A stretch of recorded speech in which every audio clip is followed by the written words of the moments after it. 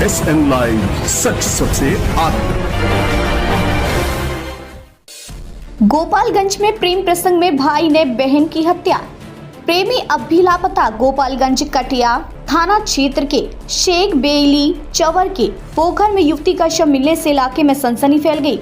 सूचना पर पहुंची पुलिस ने शव को पोस्टमार्टम के लिए भेज दिया और परिजनों को सौंप दिया।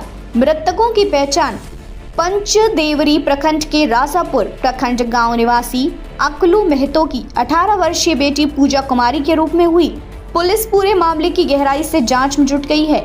3 साल से था प्रेम संबंध। जानकारी के अनुसार पूजा कुमारी और कटिया थाना क्षेत्र के मगहिया गांव निवासी धर्मेंद्र खटीक के बीच पिछले 3 वर्षों से प्रेम प्रसंग चल रहा था। उनके रिश्ते की खबर न केवल परिजनों को बल्कि गांव वालों तक भी फैल चुकी थी। परिवार ने दोनों को समझाने का काफी प्रयास किया, लेकिन वे अलग होने के लिए तैयार नहीं थे। दोनों अचानक हुए लापता। शुक्रवार को पूजा और धर्मेंद्र अचानक अपने अपने घर से लापता हो गए। इस बीच धर्मेंद्र के पिता रामबराई खटीक ने कटिया थाना में आवेदन देकर बेटे के गुमशुदगी की सूचना दी। उन्होंने बताया कि धर्मेंद्र 7 मार्च को देवलिया बाजार में एक समारोह में शामिल होने गया था, लेकिन 12 घंटे बीतने के बाद भी वह घर नहीं लौटा। पुलिस ने मामले की छानबीन शुरू कर दी। शक के आधार पर हिरासत में लिया गया युवक।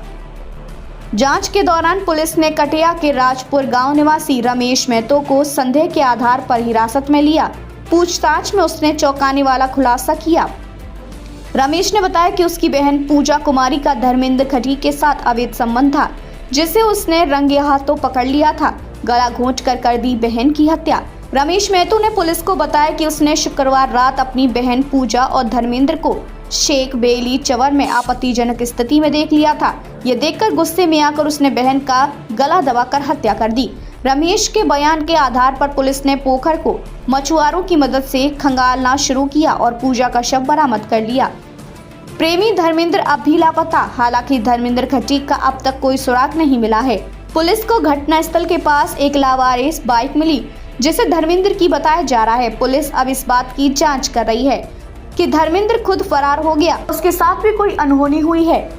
पुलिस ने क्या कहा? कटिया थाना अधीक्षक किशोर चौधरी ने बताया कि धर्मेंद्र के परिजनों ने अपहरण की आशंका जताते हुए कुछ लोगों पर संदेह जताया था।